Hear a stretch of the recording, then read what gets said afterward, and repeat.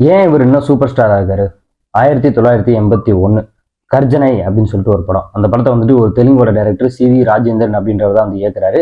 அந்த படம் வந்து பாத்தீங்கன்னா ரஜினி அவருடைய கேரியர்லேயே வந்துட்டு ஒரு அட்டர் ஃபிளாப்பான ஒரு படம். அந்த படம் வந்து ஃபிளாப் ஆனதுக்கு அப்புறம் நிறைய பேர் வந்து சொல்லியிருக்காங்க, ரஜினி அவ்வளவுதான், அவருடைய கதை முடிஞ்சு போச்சு, அந்த கண்டக்டருக்கு ஒரு டிக்கெட்டை கொடுத்து அமுச்சு விடுங்க அப்படின்ற மாதிரியான கவுண்டர்லாம் வந்து அடிச்சிருந்திருக்காங்க. அதுக்கடுத்து வந்து ஒரு படம் வருது, அந்த படம் தான் வந்து நெட்ரிகன். அந்த டைம்ல ரஜினியோட கேரியர்லேயே வந்து பாத்தீங்கன்னா ஒரு பிளாக் பஸ்டரான ஒரு படம் தான் நெட்ரிகன் திரைப்படம். அது விமர்சனத்து வாயிலாகவும் ரஜினியோட ஆக்டிங் வயசுலயுமே வந்து பாத்தீங்கன்னா ஒரு பெருசா வந்து பேர் வாங்கி கொடுத்த ஒரு படம். அந்த படத்தை வந்து கே பாலச்சந்திரன் வந்து இயக்கியிருந்தாரு. அதுக்கடுத்து தொடர்ந்து வந்து பாத்தீங்கன்னா நிறைய வெற்றி படங்கள் கொடுக்குறாரு. கமர்ஷியலாகவும் அந்த படங்கள் நிறைய படங்கள் நல்லா போகுது. படையப்பா வரையுமே வந்து பாத்தீங்கன்னா பெரிய ஒரு சக்சஸ்ஃபுல்லான ஒரு சூப்பர் ஸ்டாரா இருந்திருக்காரு. அதுக்கப்புறம் வந்துட்டு ஒரு பெரிய பிரேக் விட்டுட்டு சில அரசியல் பிரவேசங்கள் அது மாதிரியான சில விஷயங்கள்லாம் தாண்டி அதுக்கப்புறம் பாபா அப்படின்னு சொல்லிட்டு ஒரு சொந்தமாக ஒரு படம் பண்றாரு. அந்த படம் வந்து பாத்தீங்கன்னா அதுவுமே வந்து ஒரு பெரிய ஃபிளாப்பான ஒரு படம் ஆயிடுது. அந்த படம் ஃபிளாப் ஆனதுக்கு அப்புறம் மீண்டும் அதே மாதிரியான ஒரு கருத்து வருது, அவ்வளவுதான் ரஜினியோட கதை முடிஞ்சு போச்சு அப்படின்ற மாதிரியான ஒரு கருத்து வருது. அதுக்கடுத்தே வந்து பாத்தீங்கன்னா சந்திரமுகி அப்படின்னு சொல்லிட்டு ஒரு பெரிய பிளாக் பஸ்டரான ஒரு படத்தை வந்து கொடுக்குறாரு. இன்றைக்கு இருக்கக்கூடிய ஜென்ரேஷன் எனக்கு தெரிஞ்சு அந்த ஜென்சி அந்த கிட்ஸ் எல்லாத்துக்குமே கண்டிப்பா தெரியும் சந்திரமுகியோட கிரேஸ் எப்படி இருந்துச்சு, அந்த கிரேஸ் எப்படி வந்து ரஜினி அவர்களுடைய எவ்வளவு தூரம் வந்து ஒரு மார்க்கெட்டை வந்து எங்கேயோ கொண்டு போய் நிப்பாட்டுச்சு அப்படின்னு. அதுக்கப்புறம் வந்து சிவாஜி பண்ணாரு, அதுக்கப்புறம் எந்திரன் பண்ணாரு, 2.0 பண்ணாரு, அதுக்கப்புறம் வந்து காலா கபாலி இந்த படங்கள் பண்ணாரு.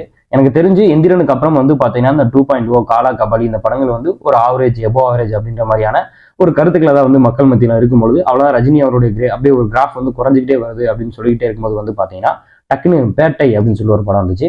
அந்த படம் வந்து பாத்தீங்கன்னா இந்த ஜென் இசட் கிட்ஸுக்கு வந்துட்டு பயங்கரமா ரிலேட்டபிள் ஆகி ரஜினி அவர்களை வந்து செலிப்ரேட் பண்ண ஆரம்பிச்சிட்டாங்க, சூப்பர் ஸ்டார் அப்படின்னு. அதுக்கடுத்து வந்து பாத்தீங்கன்னா ஒரு 2 படம் பண்ணாரு, தர்பார் பண்ணாரு, அண்ணாத்த பண்ணாரு. அண்ணாத்த படம் வந்து பாத்தீங்கன்னா இந்த ஜென்னிய கிட்ஸ் வந்துட்டு போட்டு பொழந்து எடுத்துட்டாங்க ரஜினியை. என்ன சொன்னாங்கன்னா, ரஜினிக்கு நடிக்கவே தெரியல, ஆக்டிங்கே வரல, சென்டிமெண்ட் சீன் சுத்தமா வரல அப்படின்னு சொல்லி அவரை பயங்கரமா ட்ரோல் பண்ணி எடுத்துட்டாங்க. ஸ்டைல் மட்டும்தான் ரஜினி, அது மட்டும் பத்தாது, இந்த மாதிரி பண்ணணும் அந்த மாதிரி பண்ணணும்னு பேசும்போது ஒரு ஒரு கட்டத்துக்கு மேல எனக்கே தோணுச்சு, இந்த அளவுக்குலாம் வந்து இறங்கி அடிக்காதீங்களா, அவர் எப்படி வந்து ஒரு யூனிக்கான ஒரு ஆக்டர் எப்படி சொல்றீங்க அப்படின்னு சொல்லி எனக்கே வந்து ஒரு மாதிரி தோணிக்கிட்டு இருந்துச்சு. அப்படி டக்குன்னு பாத்தீங்கன்னா ஜெயிலரை கொடுத்து சத்தம்லாம் ஆள் வந்து உட்காந்துட்டாரு. இப்போ வந்து பாத்தீங்கன்னா வேட்டையன் பண்ணியிருக்காரு, இப்போ வந்து கூலி பண்றாரு. இது மாதிரி வந்து எந்த இடத்துலலாம் வந்து அவருடைய சர்க்கிள் இருக்கோ அந்த இடத்துல வந்து அவர் எந்திரிச்ச விதமே வந்து வேற. சும்மா வந்துட்டு வந்தோம் போனோம் ஒரு படத்தை ஹிட் கொடுத்தோம் அப்படின்ற மாதிரி இல்லாம அந்த படம் வந்து ஒரு ரெக்கார்டு மேக்கரா இருக்கும் கமர்ஷியல் வேல்யூவா, அதே மாதிரி அந்த கேரக்டர் வைஸ் அந்த படத்தோடய வந்து ஒரு பிராண்ட் மாதிரி ஆக்கிடுவாரு. அப்படி மாதிரியான ஒரு கம்பேக் தான் வந்து கொடுப்பாரு. அதனாலதான் வந்து பாத்தீங்கன்னா அவர் இப்ப வரையுமே வந்து சூப்பர் ஸ்டார் ஆகிட்டு. அது மட்டும் இல்லாம அவருடைய கேரியர் வைஸா நீங்க வந்து பாத்தீங்கன்னா ஃபர்ஸ்ட் வந்து வில்லனா பண்ணாரு, அப்புறம் வந்து சப்போர்ட்டிங் ஆக்டரா பண்ணாரு, அதுக்கப்புறம் வந்து ஹீரோவா பண்ணாரு, ஹீரோவா வந்துட்டு அப்புறம் வந்து ஒரு ஸ்டாரா ஆனாரு, அதுக்கப்புறம் வந்து சூப்பர் ஸ்டார் ஆனாரு அப்படின்ற விஷயத்தை தாண்டி சூப்பர் ஸ்டாரா வந்து தொடர்ந்து தக்க வைக்கிறதுக்கு ஒரு விஷயம் இருக்குல்ல, அந்த கிராஃப் லெவலே வந்து பாத்தீங்கன்னா வேற லெவல்ல இருக்கும். எனக்கு ரஜினி அவர்கள்ட்ட ரொம்ப பிடிச்ச விஷயமா என்ன அப்படின்னு பாத்தீங்கன்னா அவருடைய அந்த பிராண்ட் வைஸான படங்கள்ல அந்த கேரக்டரான யூனிக்கான விஷயத்துல சில விஷயங்கள் பண்ணியிருப்பாரு. அது எந்த இடத்துல வந்து எனக்கு ரொம்ப புரிய ஆரம்பிச்சுன்னா எந்திரன் படம் பண்ணியிருப்பாங்க. எந்திரன்ல வந்து பாத்தீங்கன்னா அந்த சிட்டி ரோபோ வந்ததுக்கு அப்புறம் அவர் ரோபோ மாதிரியே வந்து பிஹேவ் பண்ணவே மாட்டாரு.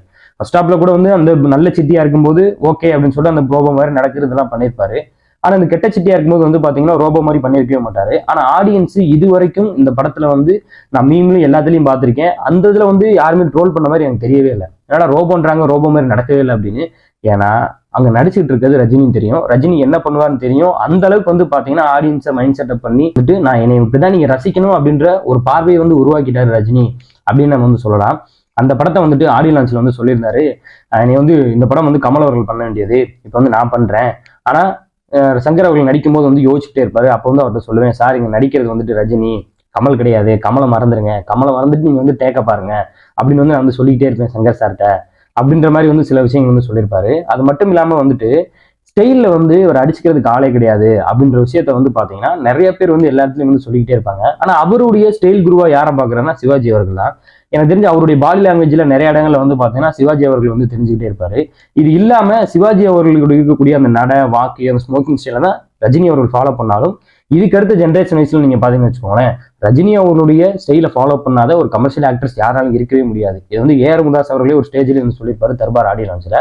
கிட்டத்தட்ட அது உண்மைதான். நீங்க வந்து ஒரு மாசா ஒரு ஸ்டார் வேலியோ ஒரு படம் பண்ண போறீங்க அப்படின்னு சொன்னா, ஒரு கமர்ஷியலா ஒரு ஃபார்மட்டான ஒரு படம் பண்ண போறேன்னு சொன்னா அது ரஜினி அவர்களுடைய சாயல் இல்லாம ஒரு ஆக்டர் வந்து ஒரு பர்ஃபார்மன்ஸ் கொடுக்கவே முடியாது. ஏன்னா அந்த அளவுக்கு வந்து பாத்தீங்கன்னா ரஜினி அவரோட இன்ஃபுளுன்ஸ் இன்னைக்கு இருக்கிற ஜென்ரேஷன் ஆக்டர்ஸ் வரையும் எல்லாருக்கிட்டையுமே வந்து பரவி கிடக்கு. அதுல இருந்து ஒரு சில ஆட்கள் வந்து தன்னை வந்து உயிர்ப்போட வச்சுக்கிட்டா அவங்க ஒரு நல்ல நடிகர் நல்ல ஆக்டர் அப்படின்னு பேர் வாங்கக்கூடிய ஒரு ஆக்டரா இருக்கிறதுக்கு நிறைய வாய்ப்பு இருக்கும். கமல் 50 வந்து ரஜினி அவர்கள் வந்து சொல்லியிருந்தாரு, மோகன்லாலுக்கு ஆச்சரியம், வெங்கடேஷ் அவர்களுக்கு ஆச்சரியம். அதே பிறகு வந்து கமல் இருக்கிற இடத்துல வந்துட்டு ரஜினி வந்து பெரிய ஆளா இருக்காரு, பெரிய நடிகரா இருக்காரு அப்படின்னு. ஏன்னா எனக்கு வந்து மூளையை வந்து யூஸ் பண்ணேன், நான் வந்து ட்ராக்கை மாத்திக்கிட்டேன்.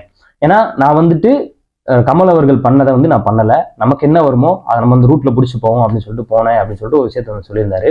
இன்னொரு இடத்துல வந்து சொன்னாரு, கமல் அவர்கள் இந்த விஷயத்த சொல்லியிருந்தாரு, எத்தனை நாளைக்கு வந்துட்டு இந்த சிகரெட்டை வந்து தூக்கி போட்டு பிடிச்சிக்கிட்டே இருப்பீங்க, வேற ஏதாவது பண்ணுங்களேன் அப்படின்னு சொல்லி அவர்கிட்ட சொன்னேன் நான். அப்ப சொன்னாரு, இல்ல கமல் இது ஜெயிக்கும் அப்படின்னு சொல்லி ஒரு வார்த்தை சொன்னாரு. இன்னைக்கு வரையுமே வந்து பாத்தீங்கன்னா அது ஜெயிச்சுக்கிட்டே தான் இருக்கு. சிகரெட் பிடிக்கிறது அது வந்து கெட்டது, ரசிகர்களை வந்து இன்ஃபுளுன்ஸ் பண்ணுது, அதெல்லாம் தாண்டி ஒரு ஒரு ஸ்டைலி அப்படின்ற ஒரு விஷயத்துக்குள்ள உள்ள வந்து சிகரெட் அப்படி தூக்கி போடலாம். அதை வந்து ஒவ்வொரு டைமும் நம்ம பார்க்கும் பொழுதும் நம்மளை வந்து ரசிக்க வைக்கிற ஒரு விஷயம் ஒன்று இருக்குல்ல, இப்படி பண்ணலாம் அப்படி பண்ணலாம், ஸ்மோக்கிங் எஃபெக்ட் இப்படி வரலாம், இதெல்லாம் வந்துட்டு அது ஒரு ஒரு கலைஞனால தான் அதை வந்து பண்ண முடியும். அதை பத்த வைக்கிறதே வந்து பாத்தீங்கன்னா பக்கத்துல இருந்து பத்த வைக்கிறது, தீக்குச்சி இப்படி வச்சுக்கிட்டு இப்படி மேக்ஸ் பாக்ஸ் வச்சுட்டு பத்த வைக்கிறது, இந்த மாதிரியான சின்ன சின்ன விஷயங்களை வந்து பாத்தீங்கன்னா ஆடியன்ஸ் வந்துட்டு எக்ஸைட்மெண்ட் பண்ணிக்கிட்டே இருந்தாரு. ஸ்டைல் மட்டும்தான்ப்பா ரஜினி அப்படின்னு நீங்க சொன்னீங்கன்னா நான் வந்து அதை மறுக்கிறேன். அதை தாண்டி ரஜினி வந்து பாத்தீங்கன்னா ஒரு பயங்கரமான ஒரு பர்ஃபார்மர். இப்போ கமல் அவர்கள் மாதிரியோ அல்லது சிவாஜி அவர்கள் மாதிரியோ இல்லை இப்போ இந்த சூர்யா விக்ரம் பண்ற மாதிரியோ வந்துட்டு உடலை வருத்தி உட்காந்து அழுது நம்மளே அழுக வைக்கிற மாதிரியான ஒரு பர்ஃபார்மர் ரஜினி கிடையாது. ஆனா சின்ன சின்ன விஷயம் பண்ணியிருப்பாரு, ஆனா நம்ம அதை நோட் பண்ணிருக்க மாட்டோம். அதை வந்து எல்லாத்தையும் நம்ம ஸ்டைலான ஒரு பார்வையிலே அவர் வந்து பார்த்துட்டோம். எந்திரில வந்து கெட்டச்சிட்டி வந்ததுக்கு அப்புறம் வந்துட்டு ஒரு சிரிப்பாரு, அது வந்து பாத்தீங்கன்னா ஒரு டெவிலான ஒரு சிரிப்பா இருக்கும். இது மாதிரி நீ ஒவ்வொரு படத்துலயும் வந்து பாத்தீங்கன்னா டிஃப்ரெண்டான ஒரு மாடுலேஷன்ல சிரிச்சிருப்பாரு. பாஷால ஒரு மாதிரி சிரிப்பாரு, அருணாச்சலத்துல ஒரு மாதிரி சிரிப்பாரு, என் பேட்டையில ரீசெண்டா வந்து பாத்தீங்கன்னா ஒரு மாதிரி சிரிச்சிருப்பாரு. இது அனிருத் வந்து பாத்தீங்கன்னா அவர் சிரிக்கிற வாய்ஸ் ஓவரை வச்சே வந்து பாத்தீங்கன்னா அவருக்கு வந்து ஒரு ஹீரோ மூமெண்டான வந்து ஒரு பில்டப் சாங்லாம் வந்து இப்போ வந்து போட ஆரம்பிச்சிட்டாரு. அது மாதிரி வந்து அவர் சும்மா ஒரு சிரிக்கிறதுலேயே வந்து எனக்கு தெரிஞ்சு ஒரு 100 மாடுலேஷன் சிரிச்சு வச்சிருப்பாரு. ஹியூமர் பண்ணும்போது வந்துட்டு ஒரு மாதிரி சிரிப்பாரு. அதே டயத்துல வந்து பாத்தீங்கன்னா எமோஷனல் சீன்ல வந்துட்டு அழுதுகிட்டே வந்து ஒரு மாதிரி சிரிப்பாரு. ஆனா அழுகுதுன்னா தலைவர் நம்மளால தெரிஞ்சு இப்படி கண்ணை வந்து இப்படின்னு பண்ணிடுவாரு. ஆனா அதை விட அந்த அழுகும் போது வந்து பாத்தீங்கன்னா அப்போ ஒரு மாதிரி வந்து சிரிப்பாரு. இது மாதிரி வந்து அவர் சிரிக்கிறதுக்கே எனக்கு தெரிஞ்சு ஒரு 100 மாடுலேஷன் வச்சிருப்பாருன்னு நினைக்கிறேன். அந்த சிரிச்சுட்டு ஒரு பஞ்ச்லைனுக்கு வந்து பேசுவாரு, எனக்கு நானே பாதையை வந்து நானே உருவாக்கிடுவேன், ஏ வழி தனி வழி அப்படின்னு சொல்றது, பேட்ட பராக் அப்படின்னு சொல்றது, இப்போ வரையுமே வந்து பாத்தீங்கன்னா அந்த ஒரு ஒரு மாடுலேஷனை அவர் வந்து பயங்கரமா பண்ணிக்கிட்டே வராரு. ஆனா அவர் வந்து அது ரொம்ப அழகா வந்து பாத்தீங்கன்னா பொன்னியின் செல்வன் ஆடியன்ஸ் வந்து சொல்லியிருப்பாரு, நம்ம குறிப்பிட்ட வந்து ஸ்டாக் வச்சிருப்போம், அந்த எக்ஸ்பீரியன்ஸ் எல்லாம் கொடுத்தா அவர் ஒத்துக்க மாட்டாரு அப்படின்னு. ஆனா அது மாதிரி நிறைய உள்ள வச்சிருப்பாருன்னு நினைக்கிறேன். அது எடுத்து விட்டுக்கிட்டே இருப்பாரு. ஏன்னா கார்த்திக் சுப்ராஜ் வந்து ஒரு இன்டர்வியூல வந்து சொன்னாரு, நாங்க பேட்டை வந்து இளமை திருமதி சாங் பண்ணும்போது அந்த கண்ணாடி கிட்ட வந்துட்டு எங்களுக்கு என்ன பண்றதுன்னு தெரியல மாண்டேஜ்ல, நீங்களே அதாவது பண்ணுங்க சார் அப்படின்ட்டு, நீங்க பாட்டு இப்படி சொல்லிட்டு போறீங்க, நான் என்ன பண்றேன்னு சொல்லிட்டு அவர் சொல்லிட்டு டக்குன்னு கண்ணாடி பார்த்துட்டு முடிய வந்து ஒரு சிலுப்புனாரு, எல்லாருமே செட்டே வந்து கை தட்டணும் அப்படின்னாரு. அது மாதிரி வந்து அந்த கேப்பை ஃபில்அப் பண்றதா ஒரு ஆக்டரோட பெரிய வேலை. ஏன்னா அதையும் தாண்டி சில நுணாங்கச்சான சில விஷயங்கள் பண்றது.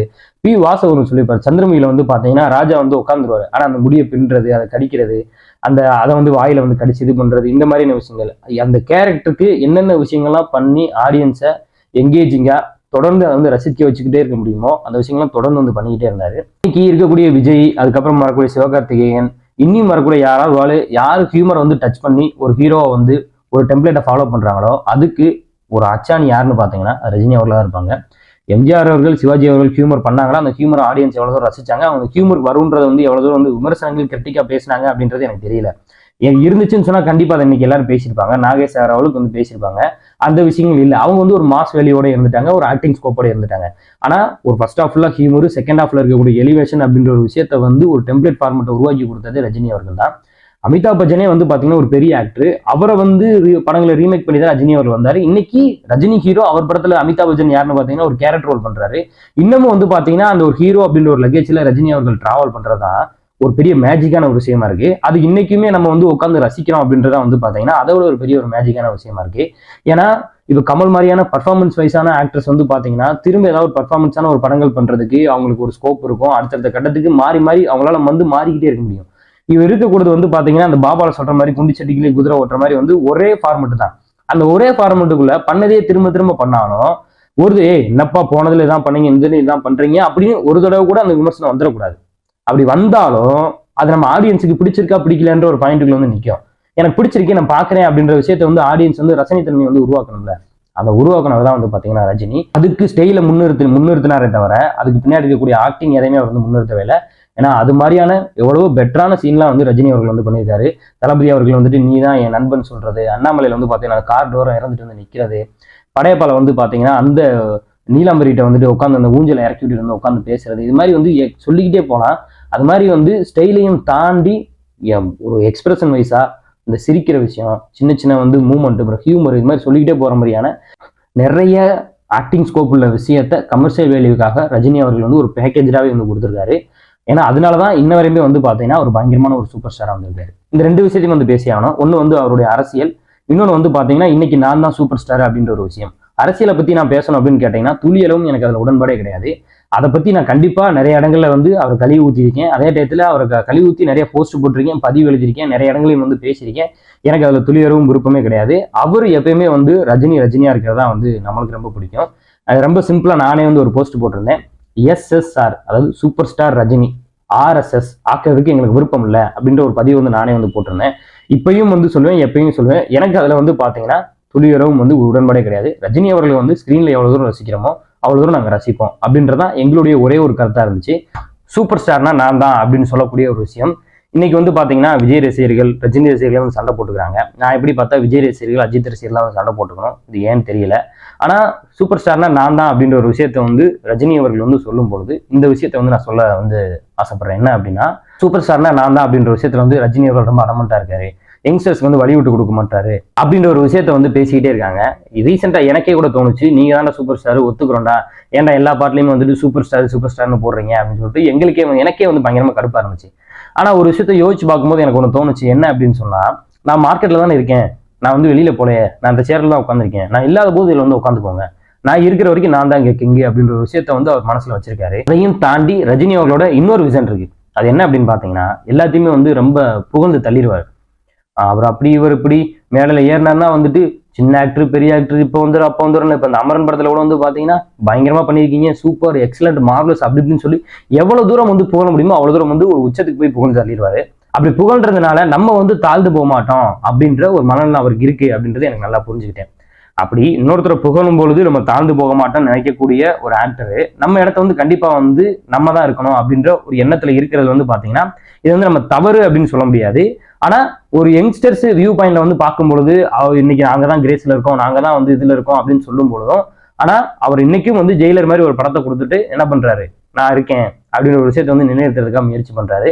இப்ப யங்ஸ்டர் விஜய் அவர்கள் தொடர்ந்து எல்லா படங்களும் கலெக்ட் பண்ணாலும் ரஜினி அவர்கள் ஏதாவது ஒரு படம் கொடுத்து டக்குன்னு அதை வந்து நிரூபிக்கிறதுக்காக வந்து முயற்சி பண்றாரு. அது வந்து சரியா தப்பா அப்படின்னு கேட்டீங்கன்னா, ஒரு பக்கம் வந்து பார்த்தா சரின்னு தோணும், ஒரு பக்கம் வந்து பார்த்தா தப்புன்னு தோணும்.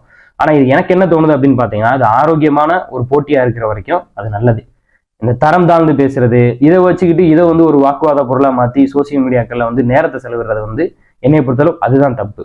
நிறைய பேர் சொல்றாங்க இந்த வயசுலயும் அவர் வந்து நடிச்சுக்கிட்டே போறாரு அப்படின்னு. அவருடைய உடல் அவருடைய எனர்ஜி இருக்கிற வரைக்கும் அந்த வேலையை ஒருத்தர் வந்து செஞ்சுக்கிட்டே தான் இருக்க போறாரு. அப்படி செய்யும் பொழுது அதுல வந்து வியாபாரம் சார்ந்த நிறைய விமர்சனங்கள் இருந்தாலும் அது எல்லாத்தையும் நம்ம ஏத்துக்கிறோம். ஆனா அவர் அந்த வேலையை வந்து செய்யறாரு, அது ஆடியன்ஸுக்கு பிடிச்சிருக்கு, அதை பாக்குறதுக்கு ரசனையா இருக்கு அப்படின்ற பட்சத்துல அவர் செஞ்சுக்கிட்டே இருக்கட்டும்.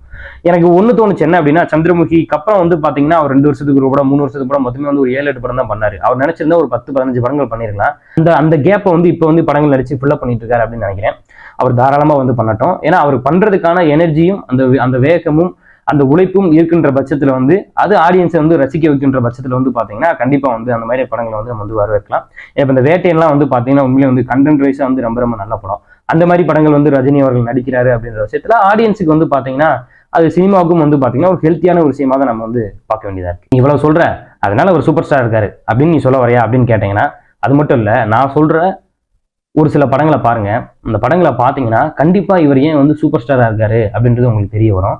ஆடுபுலி ஆட்டம், 16 வயது நிலை, முள்ளும் மலரும், கை கொடுக்கும் கை, தளபதி, பாஷா, படையப்பா, முத்து, சிவாஜி, எந்திரன், இந்த படத்தை மட்டும் பாருங்க. இந்த எல்லா படங்களுமே வந்து பாத்தீங்கன்னா ரஜினி அவருடைய வேரியேஷனு, அவருடைய ஆக்டிங் எந்த அளவுக்கு வந்து எக்ஸ்ப்ளோர் ஆயிருக்கு, அவர் எந்த அளவுக்கு வந்து ஒரு பர்ஃபார்மரா இருக்காரு, எவ்வளவு தூரம் வந்து ஒரு ஸ்டைலோட கிங்டமா இருந்திருக்காரு அப்படின்றது கண்டிப்பா அவங்க எல்லாத்துக்குமே வந்து தெரியும். அது இல்லாம ஒரு ஸ்பெஷல் மென்ஷன் கேட்டகரியா ஒரு 2 படங்கள் இருக்கு. ஒன்னு மன்னன், இன்னொன்னு வந்து பாத்தீங்கன்னா நெற்றிக்கன், தம்பிக்கு அந்த ஊர், இந்த மாதிரியான படங்கள். அதெல்லாம் நீங்க வந்து பார்க்கலனாலும் கண்டிப்பா பாருங்க. தில்லுமுள்ளு, இந்த படங்கள் எல்லாமே வந்து பாத்தீங்கன்னா ஒரு ஸ்பெஷல் மென்ஷன் கேட்டகரியில வச்சிருப்பேன். மன்னன்ல வந்து சில விமர்சனங்கள் இருக்கு, இந்த பெண்களை வந்து போர்ட்ரேட் பண்ண விதங்கள். இன்னொன்று ஆரம்பிச்சாலே தலைவர் ஆரம்பிச்சிருவாரு பொம்பளையா இருக்கணும்னு. ஆனா அந்த இதுக்குள்ள நம்ம போக வேண்டியது இல்லை. ஆனா அந்த படத்துல வந்து பாத்தீங்கன்னா கவுண்டமணி ரஜினி அவர்களுடைய காம்போ எனக்கு வந்து பிடிக்கும். தில்லுமுள்ளுல இருக்கக்கூடிய அந்த ஹியூமர் ஹோல் நான் அடிக்கடி பாக்குற படம் தில்லுமுள்ளு. அப்புறம் வந்து பாத்தீங்கன்னா நெற்றிக்கன், அதுவும் எனக்கு ரொம்ப ரொம்ப பிடிச்ச படம். தம்பிக்கு அந்த ஒரு அதுவுமே வந்து பாத்தீங்கன்னா கமர்ஷியலா வந்து பாத்தீங்கன்னா பாட்டு சாங்கு அந்த ஒரு ஹியூமர் சீனு எல்லாமே வந்து எனக்கு ரொம்ப ரொம்ப பிடிக்கும். இல்ல நான் இந்த இதுல நீங்க சொன்ன படங்கள் எல்லாமே வந்து நான் வந்து பாத்திருக்கேன் அப்படி நீங்க சொன்னாலும் பார்க்காத உங்க ஃப்ரெண்ட்ஸுக்கு இந்த வீடியோவை ஷேர் பண்ணுங்க, அவங்க எல்லாத்தையும் வந்து பார்க்க சொல்லுங்க. இனிய பிறந்தநாள் வாழ்த்துக்கள் சூப்பர் ஸ்டார் ரஜினிகாந்த். நன்றி.